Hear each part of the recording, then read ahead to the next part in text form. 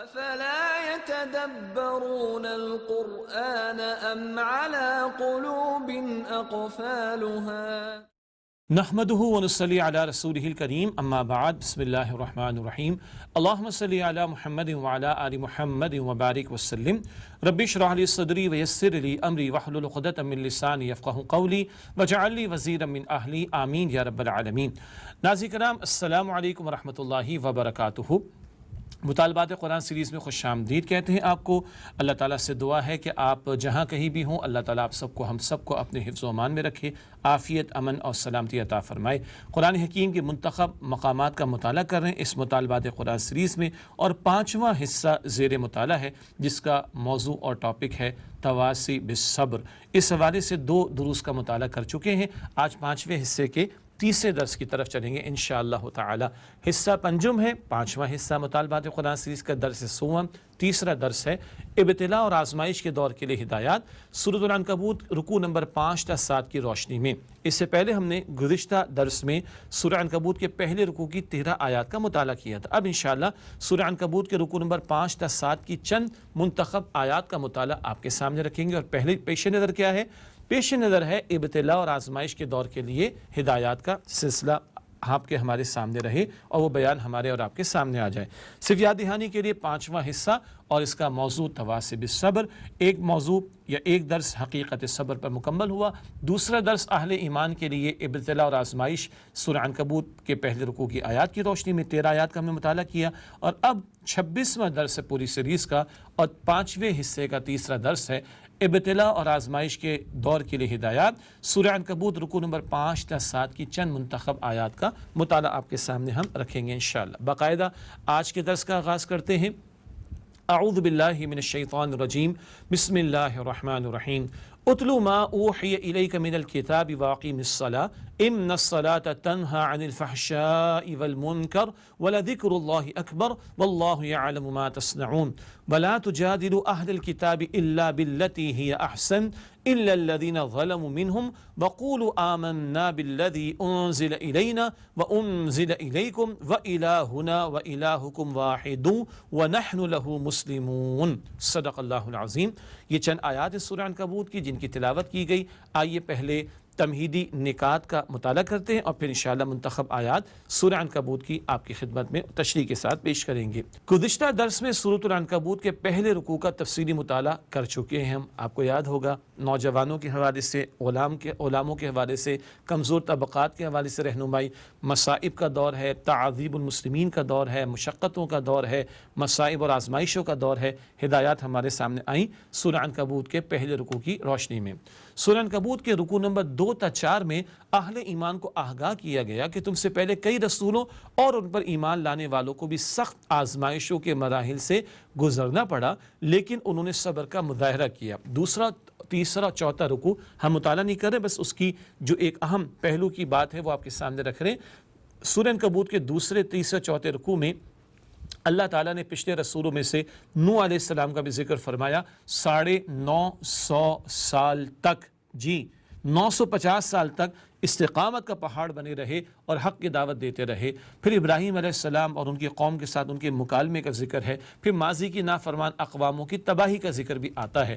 سورہ عنکبوت کے دوسرے، چوتھے رکوع میں پچھلے رسولوں کا تذکرہ، ان پر ایمان لانے والے صاحب ایمان لوگوں کے آزمائشوں کے مراحل سے گزرنے کا بیان، یہ سب کچھ بیان کر کے نبی اکرم علیہ السلام پر ایمان لانے والے صحابہ کرام اور اہل ایمان کو صبر پر ڈٹے رہنے کی دعوت دی جا رہی ہے۔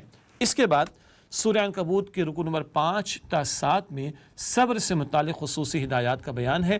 3 رکوعوں کا مطالعہ تو مشکل ہو جائے گا، یعنی وقت درکار ہوگا اس کے لیے، تو ہم چند منتخب آیات کا مطالعہ اب آپ کے سامنے رکھیں گے۔ سورہ عنکبوت رکوع نمبر 5 تا 7 کی چند منتخب آیات مشکلات کے دور کے لیے صبر کے حوالے سے خصوصی ہدایات کا تذکرہ ان آیات میں آ رہا ہے۔ سب سے پہلے سورہ عنکبوت کی آیت نمبر 45، یہ 21ویں پارے کی پہلی آیت بھی ہے۔ ارشاد ہوا، اتلو ما اوحی الیک من الکتاب، اے نبی صلی اللہ علیہ وآلہ وسلم تلاوت کیجئے اس کی جو وحی کیا گیا ہے آپ صلی اللہ علیہ وآلہ وسلم کی طرف کتاب میں سے، واقیم الصلاۃ، اور نماز قائم کیجئے، ان الصلاۃ تنہی عن الفحشاء والمنکر، یقیناً نماز برائی سے اور بے حیائی سے روکتی ہے، وَلَذِكْرُ اللَّهِ اکبر، اور اللہ کا ذکر سب سے بڑی چیز ہے، وَاللَّهُ يَعْلَمُ مَا تَصْنَعُونَ، اور اللہ جانتا ہے جو کچھ تم کر رہے ہو۔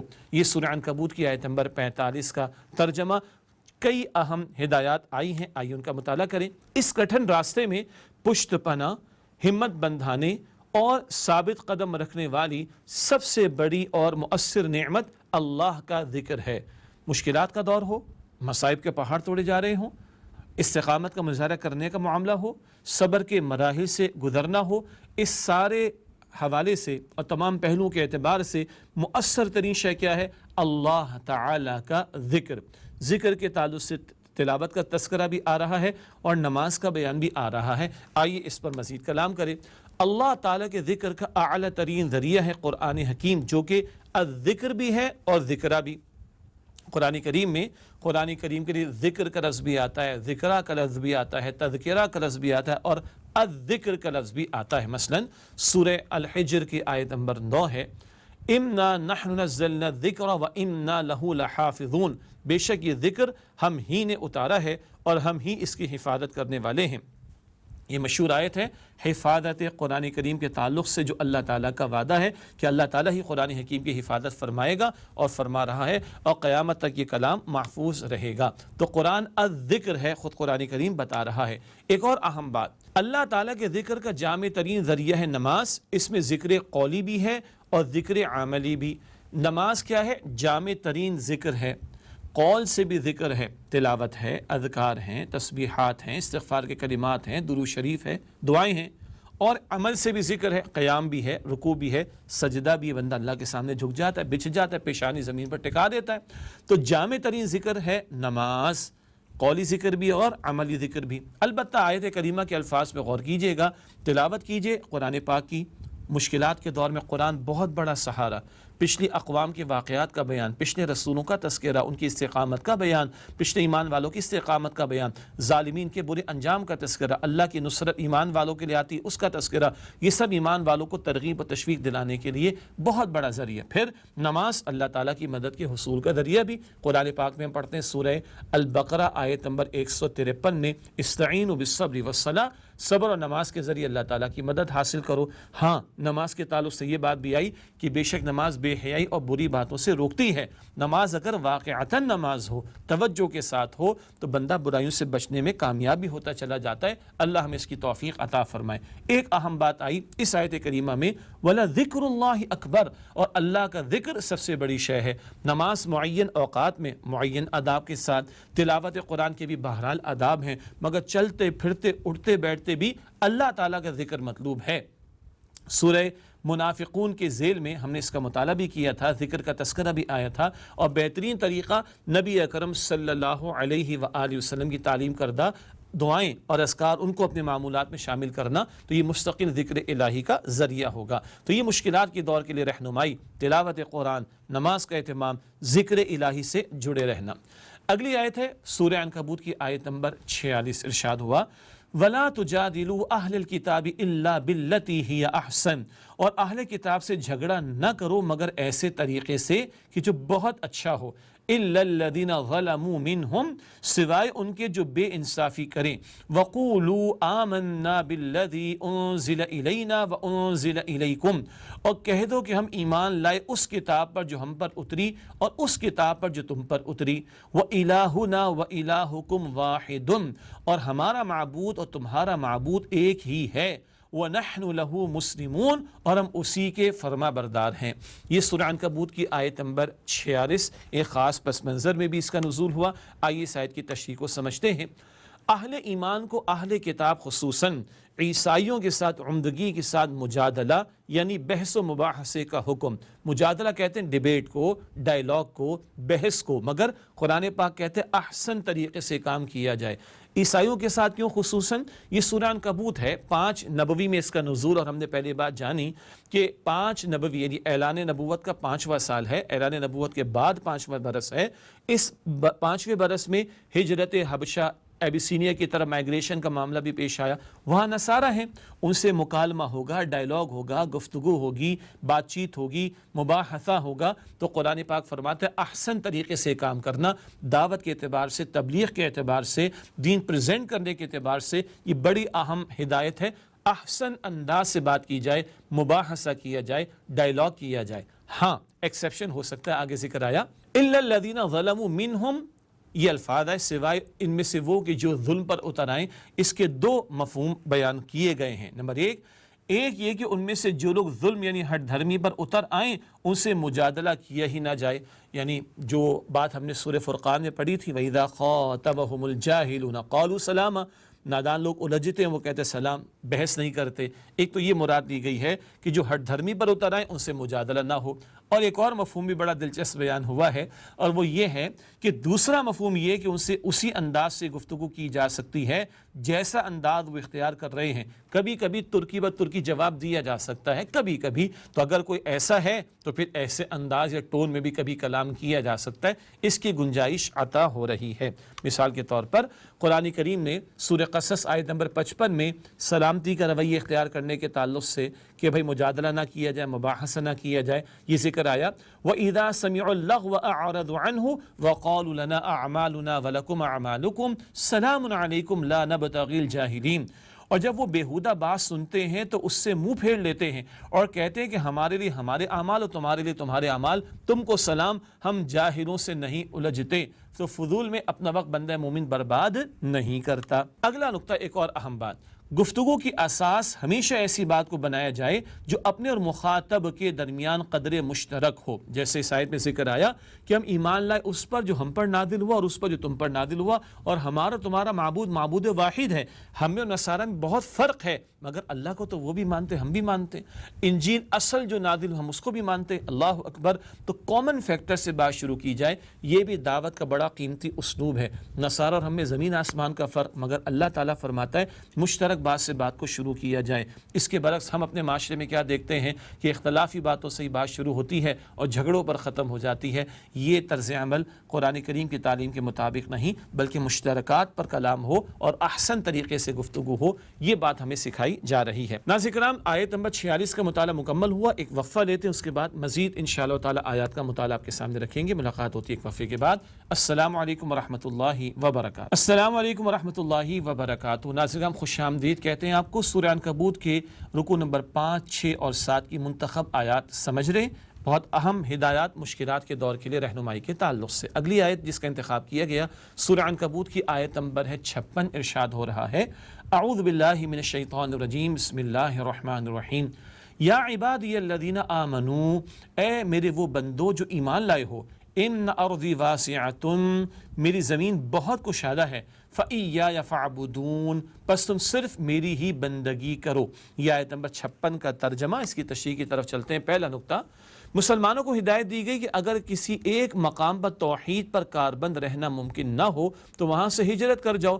اللہ کی زمین تو بہت وسیع ہے، اگر کسی ایک خطے میں اللہ کی توحید کے تقاضوں پر عمل کرنا اور کاربند رہنا ممکن نہ ہو تو وہاں سے ہجرت کر جاؤ کسی ایسے علاقے میں جہاں توحید کے تقاضوں پر عمل کرنا ممکن ہو۔ یہ گویا اشارہ کیا جا رہا ہے ہجرت حبشہ کی طرف۔ اگر مکہ مکرمہ میں ظلم و ستم کے پہاڑ توڑے جا رہے ہیں اور ایمان بچانا مشکل لگ رہا ہے تو ایسے علاقے میں چلے جاؤ جہاں تم اپنے ایمان کی حفاظت کر سکو، اس کے تقاضوں پر عمل کرنے کی کوشش کر سکو۔ قرآن کریم میں سورہ نساء کی آیت نمبر 100 میں اس کی ترغیب دلائی گئی ان الفاظ میں، وَمَن يُهَاجِرْ فِي سَبِيلِ اللَّهِ يَجِدْ فِي الْأَرْضِ مُرَاغَمًا كَثِيرًا وَسَعَةً، اور جو شخص اللہ کی راہ میں ہجرت کرے گا وہ زمین میں بہت سی جگہ اور وسعت پائے گا۔ یہ سورہ نساء کی آیت نمبر 100 میں اللہ تعالیٰ ہجرت کی برکت اور اس کی فضیلت کو بیان فرما رہا ہے۔ ایک اور نقطہ، اسی وجہ سے نبی کریم صلی اللہ علیہ وآلہ وسلم نے اہل ایمان کو اجازت دی کہ اگر مکہ کی سرزمین ان پر تنگ ہو گئی ہے تو وہ حبشہ چلے جائیں۔ اس آیت میں اشارہ، اور نبی علیہ السلام نے تعلیم عطا فرمائی اور صحابہ کرام رضی اللہ تعالی عنہم اجمعین میں سے کچھ حضرات نے اور کچھ خواتین نے ہجرت حبشہ کے سفر کو اختیار کیا حضور صلی اللہ علیہ وسلم کی اجازت کے مطابق۔ ایک اور اہم بات، ہجرت کرنا آسان نہیں بلکہ ایک بہت ایثار و قربانی والا عمل ہے۔ ظاہری بات ہے، گھر بار کو چھوڑنا، رشتہ داروں کو چھوڑنا، کاروبار کو چھوڑنا اور معاملات دنیاوی کو چھوڑ کر اللہ کی خاطر نکلنا آسان کام نہیں، لیکن ایمان وہ دولت ہے کہ جو بندے کو اللہ کی خاطر سب کچھ قربان کر دینے کے لیے تیار کرتی ہے۔ اللہ یہ سچا پکا ایمان مجھے آپ کو ہم سب کو عطا فرمائے۔ ایک اور اہم بات، الفاظ آئے آخر میں آیت کے فَإِيَّايَ فَاعْبُدُونَ، پس تم میری ہی عبادت کرو۔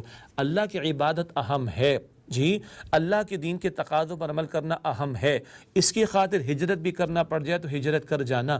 مائیگریشن تو آج بھی ہو رہی ہے، گھر بار کو چھوڑ کر آج بھی لوگ جا رہے ہیں، ملک کو چھوڑ کر لوگ آج بھی جا رہے ہیں۔ کس مقصد کے لیے ہم سب کو خوب معلوم ہے۔ اللہ کہتا ہے کہ نہ، ان ارضی واسعہ، میری زمین بڑی وسیع ہے، کشادہ، فَإِيَّايَ فَاعْبُدُونَ، بس تم میری بندگی کرو۔ اللہ کی بندگی کی خاطر گھر بار کو بھی چھوڑنا پڑ جائے تو چھوڑنے کے لیے تیار ہو جانا، یہ مقصود ہوتا ہے ہجرت کا دین کی تعلیم کی روشنی میں۔ اللہ کے نبی صلی اللہ علیہ وسلم کی بڑی پیاری حدیث ہے، آپ نے فرمایا، کیا تم جانتے نہیں ہو کہ بے شک اسلام قبول کرنا پچھلے تمام گناہوں کو مٹا دیتا ہے، اور بے شک ہجرت کا عمل پچھلے تمام گناہوں کو مٹا دیتا ہے، اور بے شک حج کی عبادت پچھلے تمام گناہوں کو مٹا دیتی۔ بڑے چوٹی کے اعمال، کوئی کفر سے اسلام میں داخل ہو جائے پچھلے گناہ معاف، جو راہ خدا میں ہجرت کرے پچھلے گناہ معاف، اور جو حج کرے تمام پابندیوں کے ساتھ یعنی آداب کے ساتھ، اس کے بھی پچھلے تمام گناہ معاف ہو جاتے ہیں۔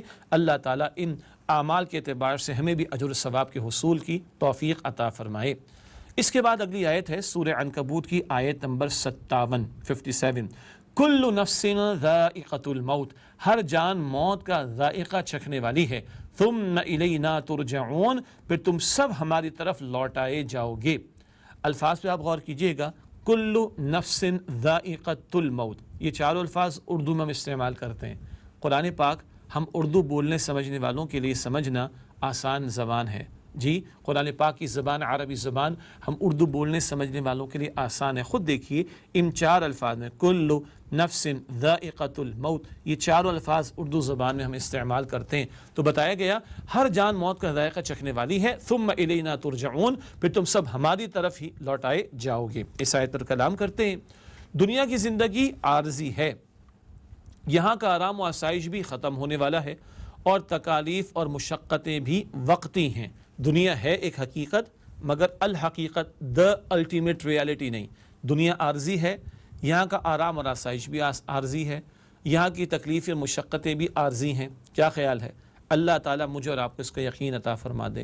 موت تو آنی، محلات پہ رہنے والا بھی قبر میں گیا 2 فٹ نیچے، کیا لے کے گیا؟ نہ محل، نہ دربان، نہ آج کی اصطلاح میں کہیں نہ محلات، نہ نوکر چاکر، نہ کوئی فورسز، نہ کوئی جائیدادیں، نہ کوئی بینک بیلنس، نہ کوئی گاڑیاں، نہ کچھ اور، کچھ بھی نہیں۔ یاد رکھ سکندر کے حوصلے تو عالی تھے، جب گیا تو دنیا سے دونوں ہاتھ خالی تھے جی۔ اگر انسان تکالیف سے گھبرا کر ہجرت نہ کرے گا تو کب تک اس دنیا کی لذتوں سے فائدہ اٹھائے گا؟ موت تو آنی ہے، ہجرت نہ کر کے کتنا دنیا بنا لیں گے جی، اور کتنا مزہ اٹھا لیں گے، اور کتنی لذتیں اڑا لیں گے، کچھ بھی نہیں۔ بالآخر تو موت تو آنی ہے، اور اپنے وقت پر آنی۔ سورہ منافقون کے آخر میں ہم نے سمجھا تھا نا، وَلَن يُؤَخِّرَ اللَّهُ نَفْسًا إِذَا جَاءَ أَجَلُهَا، موت کا وقت معین ہے، جب وہ آ جائے اللہ تعالیٰ مؤخر نہیں فرماتا۔ تو ہجرت کے لیے تیار رہو اگر موقع آئے، اور دنیا کی زنجیریں تمہاری پیروں کے اندر بیڑیاں نہ بن جائیں کہ دنیا کی محبت میں ڈوبو اور تم ہجرت سے فرار اختیار کرو۔ کتنا بنا لو گے، دنیا عارضی ہے، تم نے بھی یہاں سے چلے جانا ہے۔ بہتر ہے کہ انسان اس دنیا کی عارضی مشقتیں برداشت کر کے ہمیشہ کی راحت کا سامان کر لے۔ سبحان اللہ، بچے کو ہم گیمز سے روک دیتے ہیں، ٹیلی ویژن سے روک دیتے ہیں، سوئمنگ سے روک دیتے ہیں، ٹیوشن اور مصروفیات سے روک دیتے ہیں۔ کب؟ ایگزامز کے دنوں میں۔ بڑا اس کو برا لگتا ہے، ایسے ہی ہے نا؟ لیکن جب ایگزام ہو جاتے ہیں، پاس ہوتا ہے، اس کو ہم گفٹ بھی دیتے ہیں، انعام بھی دیتے ہیں۔ یہ تھوڑی سی مشقت ہے، اس کے بعد پاس ہو جاتا ہے، انعامات لے لیتا ہے۔ کیا خیال ہے؟ دنیا میں مشقت ہے، جنت کا انعام اللہ تعالیٰ نے تیار کر رکھا ہے۔ تو بہتر ہے اس دنیا کی عارضی مشقتیں برداشت کر کے بندہ ہمیشہ کی راحت کا سامان کر لے، جو کہ آخرت میں اللہ تعالیٰ نے جنت کی صورت میں نعمتیں تیار کر رکھی ہیں۔ اللہ یقین عطا فرمائے۔ موت ہمیں بھی آنی، ہم مرنے کو تیار ہیں؟ بہت بڑا سوال ہے، پہلے بھی آیا تھا غالباً۔ ہم مرنے کو تیار ہیں، ہمارے معاملات سیٹل ہیں، اللہ تعالیٰ مجھے اور آپ کو تیاری کرنے کی توفیق عطا فرمائے اور کل کا یقین اور اس کی تیاری کی توفیق عطا فرمائے۔ اگلی آیات سورہ عنکبوت کی آیات 58 اور 59۔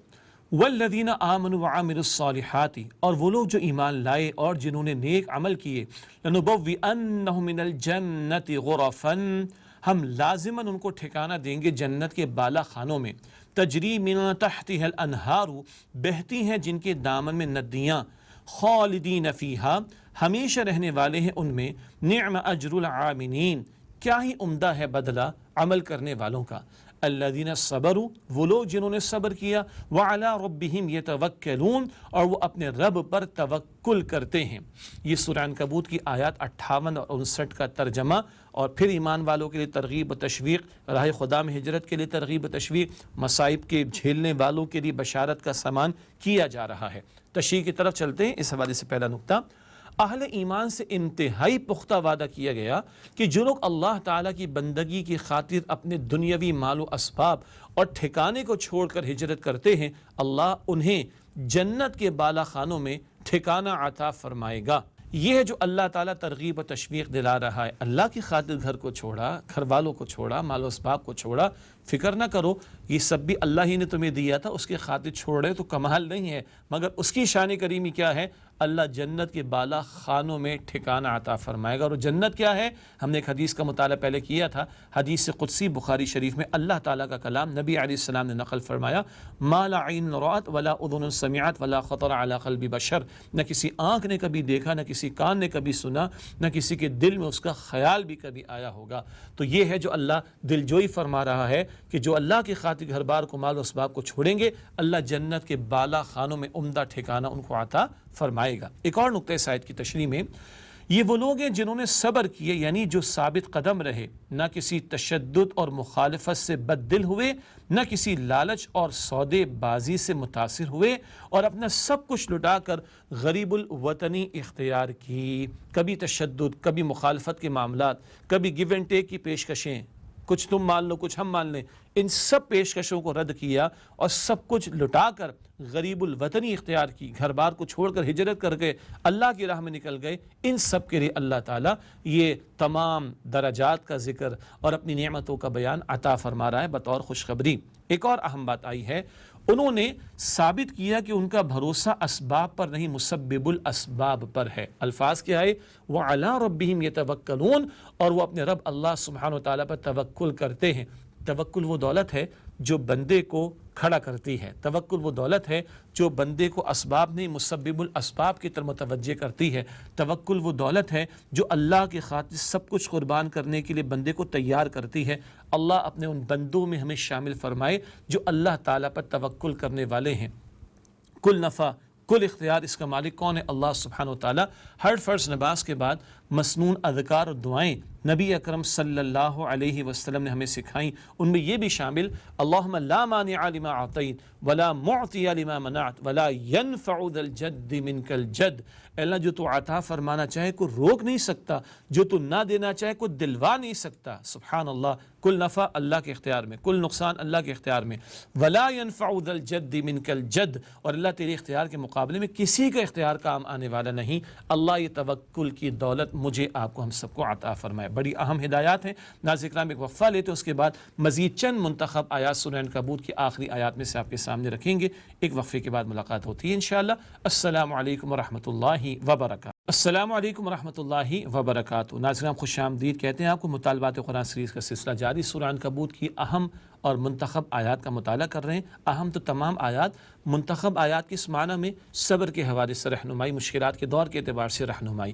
آئیے اگلی چند مزید آیات کا مطالعہ کرتے ہیں۔ اگلی آیت سورہ عنکبوت کی آیت نمبر 60، ارشاد ہو رہا ہے، اعوذ باللہ من الشیطان الرجیم، بسم اللہ الرحمن الرحیم، وَكَأَيٍّ مِّن دَابَّةٍ، اور بہت سے جاندار ہیں، لا تحمل رزقها، جو اپنا رزق اٹھائے نہیں پھرتے، اللہ یرزقها وإیاکم، اللہ ہی ان کو رزق دیتا ہے اور تمہیں بھی، وَهُوَ السَّمِيعُ الْعَلِيمُ، اور وہ سننے والا اور جاننے والا ہے۔ یہ آیت نمبر 60 ہے سورہ عنکبوت، اس کا ترجمہ رزق کے حوالے سے اللہ تعالیٰ متوجہ فرما رہا ہے ہمیں۔ ہجرت کے عمل میں ایک بڑی رکاوٹ، یہ خدشہ ہوتا ہے کہ انسان کھائے گا کہاں سے، عام طور پر بھی دین کے تقاضوں پر عمل کرنے میں یہ معاش کا مسئلہ اور رزق کا معاملہ، کھانے پینے کا معاملہ رکاوٹ بنتا ہے، لیکن بالخصوص جب بندہ گھر بار کو چھوڑتا ہے، آسان بات تو نہیں ہے، بیان کرنا آسان ہے، گھر بار کو چھوڑتا ہے تو یہ خدشہ ہوتا ہے کہ کہاں سے کھائے گا۔ اس بات کا جواب اس آیت کریمہ میں عطا کیا گیا۔ اگلا نقطہ اس آیت کی تشریح میں فرمایا گیا کہ ہر مخلوق کا رازق اللہ ہے۔ جو لوگ اللہ پر توکل کرتے ہیں وہ انہیں وہاں سے رزق دیتا ہے جہاں سے انہیں گمان بھی نہیں ہوتا۔ بس بات ہے اللہ پر توکل کرنے کی، یقین رکھنے کی، وہاں سے اللہ دے گا جہاں بندے کا گمان بھی نہ ہوگا۔ چنانچہ قرآن کریم میں سورہ طلاق کی آیت نمبر 2 اور 3 میں تذکرہ آیا، وَمَن يَتَّقِ اللَّهَ يَجْعَل لَّهُ مَخْرَجًا وَيَرْزُقْهُ مِنْ حَيْثُ لَا يَحْتَسِبُ وَمَن يَتَوَكَّلْ عَلَى اللَّهِ فَهُوَ حَسْبُهُ، اور جو کوئی اللہ تعالیٰ کی نافرمانی سے بچتا ہے اللہ اس کے لیے مشکلات سے نکلنے کا راستہ پیدا کر دیتا ہے اور اسے وہاں سے رزق دیتا ہے جہاں سے اسے گمان بھی نہیں ہوتا، اور جو اللہ پر بھروسہ کرتا ہے تو اللہ اس کے لیے کافی ہے۔ سبحان اللہ، نافرمانی سے بچو، گناہوں کو چھوڑو، اللہ مشکلات سے نکلنے کا راستہ دے گا، وہاں سے رزق دے گا جہاں تمہارا گمان بھی نہیں ہوگا، اور تم اللہ پر توکل کر لو، اللہ تعالیٰ کافی ہو جائے گا۔ آج ہم مسلمانوں کا سب سے بڑا مسئلہ اس یقین کی کمی کا معاملہ ہے۔ بتوں سے تجھ کو امیدیں، خدا سے نہ امیدیں، مجھے بتا تو صحیح اور کافری کیا ہے۔ اسباب پر بھروسہ ہے، عالمی طاقتوں پر بھروسہ ہے، سیٹ پر بھروسہ ہے، ہاں اللہ پر بھروسہ نہیں ہے، اللہ پر توکل نہیں ہے۔ آج ہم اس کو مس کر رہے ہیں، تبھی در بدر کی ٹھوکریں کھا رہے ہیں۔ وہ ایک سجدہ جسے تو گراں سمجھتا ہے، 1000 سجدوں سے دیتا ہے آدمی کو نجات۔ جن صحابہ کرام رضی اللہ تعالی عنہم نے اللہ تعالیٰ کے اس وعدے پر یقین کر کے ہجرت کی، اللہ تعالیٰ نے ان کو عمدہ ٹھکانہ دیا، اپنے خاص فیض سے ان کی مدد کی اور پاکیزہ رزق عطا فرمایا۔ یثرب مدینۃ النبی بنا، مدینہ شریف میں صحابہ کرام کو ٹھکانہ ملا، انصار جیسے پیارے ساتھی ملے، پھر اللہ تعالیٰ نے خاص فیض سے ان کی مدد فرمائی، آگے کاروبار بھی عطا فرما دیا، اور بعد میں فتوحات کے نتیجے میں مال غنیمت بھی عطا فرما دیا، اور اللہ تعالیٰ نے ان کو پاکیزہ رزق عطا فرمایا۔ یہ وہ مسئلہ کہ گھر بار کو چھوڑتا ہے بندہ ہجرت کرنے کے لیے، جو خدشہ پیدا ہوتا ہے، اس کا جواب اس آیت کریمہ میں رازق اللہ سبحانہ وتعالی۔ اگلی آیت سورہ عنکبوت کی آیت نمبر 64، وَمَا هَذِهِ الْحَيَاةُ الدُّنْيَا، اور یہ دنیا کی زندگی نہیں ہے، إِلَّا لَهْوٌ وَلَعِبٌ، مگر صرف کھیل اور تماشا، وَإِنَّ الدَّارَ الْآخِرَةَ لَهِيَ الْحَيَوَانُ، اور بلا شبہ آخرت کا گھر ہے جو ہمیشہ رہنے والا ہے، لَوْ كَانُوا يَعْلَمُونَ، کاش یہ لوگ جان لیتے۔ یہ آیت نمبر 64 ہے، دنیا کی حقیقت بیان کی جا رہی ہے۔ کیا بھلا ذکر آیا، تشریح کے طور پر ایک نقطہ آپ کے سامنے رکھ رہے ہیں۔ دنیا کی زندگی محض ایک ڈرامہ ہے، ڈرامے میں کوئی شخص بادشاہ کا کردار ادا کرتا ہے اور کوئی فقیر کا۔ ڈرامہ ختم ہونے پر نہ بادشاہ بادشاہ رہتا ہے اور نہ فقیر فقیر رہتا ہے۔ کیا خیال ہے؟ ڈراموں سے ہم سب واقف ہیں نا، اسکرپٹ لکھواتا ہے ڈائریکٹر، اور ڈائریکٹر سیٹ کرتا ہے جناب آپ نے بادشاہ کا رول ادا کرنا ہے، آپ نے فقیر کا رول ادا کرنا ہے، بادشاہ کو کپڑا بھی دیتا ہے، اس کا جوڑا بھی دیتا ہے، فقیر کو اس کا کپڑا اس کا جوڑا دیتا ہے۔ جب ڈرامے کی شوٹنگ مکمل ہو جاتی ہے پھر کیا ہوتا ہے؟ بادشاہ کو کہتا ہے میاں کپڑے اتارو، تمہارے نہیں، تمہارے ابا جان کے نہیں۔ یہ فقیر سے کہتا ہے اتارو، بادشاہ بادشاہ نہیں رہتا، فقیر فقیر نہیں رہتا۔ دنیا کی سٹیج ہے، شیکسپیئر کے مطابق بھی ہر ایک کو اپنا رول پلے کرنا ہے۔ اب اللہ نے جس کو جس رول میں چاہا رکھا، ہر ایک اللہ کے ہاں جواب دہ ہے۔ موت آئے گی، سارے برابر ہو جائیں گے، بس عقیدہ اور عمل ہے جو دنیا سے بندہ لے کر جا رہا ہوگا۔ پتہ نہیں لوگ دنیا کو کیا سمجھ بیٹھے ہیں، اللہ اکبر۔ اسی طرح جب موت آتی تو خواہ جنازہ کسی محل سے نکلے یا جھونپڑی سے، دونوں کا لباس، سواری، آرام گاہ اور بستر ایک جیسا ہو جاتا ہے۔ قبر کی مٹی بھی ایک ہوتی ہے، گڑھا بھی ایک ہوا کرتا ہے۔ سبحان اللہ۔ اللہ مجھے، آپ کو، ہم سب کو یہ یقین عطا فرمائے اور کل کی تیاری کی توفیق عطا فرمائے۔ تو اس دنیا کی محبت میں ڈوب کر اللہ کی راہ میں ہجرت سے فرار اختیار نہ کرنا جب تقاضا ہے۔ اس دنیا کی عارضی دنیا کی محبت میں ڈوب کر اللہ کے دین کے تقاضوں سے فرار اختیار نہ کرنا، یہ سبق اس آیت کریمہ میں عطا ہو رہا ہے۔ پھر ایک اور نقطہ اس آیت کی تشریح میں، جس کے اعمال برے ہیں وہ ابدی خسارے سے دوچار ہو جاتا ہے، اور جس کے اعمال اچھے ہیں وہ ہمیشہ ہمیشہ کی نعمتیں پا لیتا ہے، دنیا عمل کا موقع، آخرت نتائج کا موقع، جنت ہمیشہ ہمیشہ کے لیے، جہنم کا عذاب ہمیشہ ہمیشہ کے لیے۔ اللہ تعالی ہمیں جہنم سے محفوظ رکھے، اللہ تعالی ہم سب کو جنت الفردوس عطا فرمائے۔ اس کے بعد اگلی اور آخری آیت ہے سورہ عنکبوت کی آیت نمبر 69، اور گویا کہ سورت کے مضامین کا ایک حاصل ہے جو اس آیت کریمہ میں سامنے آ رہا ہے انشاءاللہ۔ ارشاد ہوا سورہ عنکبوت کی آخری آیت، آیت نمبر 69 میں، وَالَّذِينَ جَاهَدُوا فِينَا، اور وہ لوگ جو ہماری راہ میں جہاد کریں گے۔ پھر دیکھیے سورہ عنکبوت میں جہاد کا لفظ آ گیا، پہلے بھی آیا تھا، اور اس سے قبل ہم نے جب جہاد کے موضوع پر کلام کیا تھا تب بھی اس کا حوالہ دیا تھا، وہ بات یہاں بھی آ رہی ہے۔ وَالَّذِينَ جَاهَدُوا فِينَا، اور وہ لوگ جو ہماری راہ میں جہاد کریں گے، لَنَهْدِيَنَّهُمْ سُبُلَنَا، ہم ضرور ان کو اپنے راستوں کی ہدایت دیں گے، وَإِنَّ اللَّهَ لَمَعَ الْمُحْسِنِينَ، اور بے شک اللہ نیکوکاروں کے ساتھ ہے۔ یہ سورہ عنکبوت کی آخری آیت، آیت نمبر 69، اس کا ترجمہ ہوا۔ آئیے اس کی تشریح کی طرف چلتے ہیں۔ اس حوالے سے پہلا نقطہ، بڑے حتمی اور قطعی اسلوب میں یقین دہانی کرائی گئی کہ جو لوگ ہمارے دین پر عمل اور اس کی سربلندی کے لیے جہاد کر رہے ہیں، ہم لازماً ان کے لیے ہدایت اور کامیابی کے راستے کھول دیں گے۔ جو آج اللہ کے دین کے لیے محنت کر رہے ہیں، جہاد کا عمل مستقل محنت ہے، اللہ کے دین کی پیروی کے لیے، اللہ کے دین کی دعوت دینے کے لیے، اللہ کے دین کو قائم کرنے کی جد و جہد، اس سارے عمل کا نام جہاد ہے۔ تو جو جہاد کریں گے، محنت کریں گے، اللہ فرما رہا ہے ہمارے دین کی خاطر اور اس کی سربلندی کی خاطر، ہم لازماً ان کے لیے ہدایت اور کامیابی کے راستے کھول دیں گے۔ معلوم ہوا ہدایت چاہتے ہو تو اللہ کی راہ میں جہاد کرنا ہوگا، یہ بات ہم نے پہلے بھی سمجھی تھی۔ صحابہ کرام رضی اللہ تعالی عنہم اجمعین سے وعدہ کیا گیا کہ قدم بڑھاؤ اور آگے کی منزلوں کے بارے میں زیادہ فکر مند نہ ہو، اللہ تمہاری انگلی پکڑ کر تمہیں اپنے راستے پر چلائے گا، تم محنت تو کرو، کوشش تو کرو، اللہ تعالیٰ راستوں کو کھول دے گا۔ بہت اہم بات ہے، اللہ کی طرف جانے والا، بلکہ اللہ کی طرف لے جانے والا راستہ ایک ہے، صراط مستقیم، لیکن اس پر آنے اور اس پر چلتے رہنے کے لیے اللہ کہاں کہاں سے مدد عطا فرمائے وہ بہت ساری باتیں ہوں گی، کیا کیا ذرائع عطا فرما دے بہت ساری باتیں ہوں گی، کہاں کہاں سے دروازے کھول دے وہ بہت ساری باتیں ہوں گی۔ بندہ کوشش تو کرے، محنت تو کرے، اللہ تعالیٰ انگلی پکڑ کر چلا بھی دے گا اور منزل مقصود تک پہنچا بھی دے گا۔ بہت پیاری اور قیمتی حدیث سے مبارک ہے، صحیح بخاری شریف میں حدیث قدسی ہے، اللہ تعالیٰ کا کلام ہے۔ اللہ تعالیٰ فرماتا ہے میرا بندہ اگر مجھے دل میں یاد رکھتا ہے میں بھی اسے دل میں یاد رکھتا ہوں، وہ کسی محفل میں یاد کرتا ہے مجھ سے بہتر محفل فرشتوں میں یاد رکھتا ہوں، وہ ایک بالشت میری طرف آتا ہے میں ایک ہاتھ بھر اس کی طرف آتا ہوں، وہ ایک ہاتھ بھر میری طرف آتا ہے میں دو ہاتھ بھر اس کی طرف آتا ہوں، وہ چل کر میری طرف آتا ہے، سبحان اللہ، اللہ فرماتا ہے میں دوڑ کر اس کی طرف آتا ہوں۔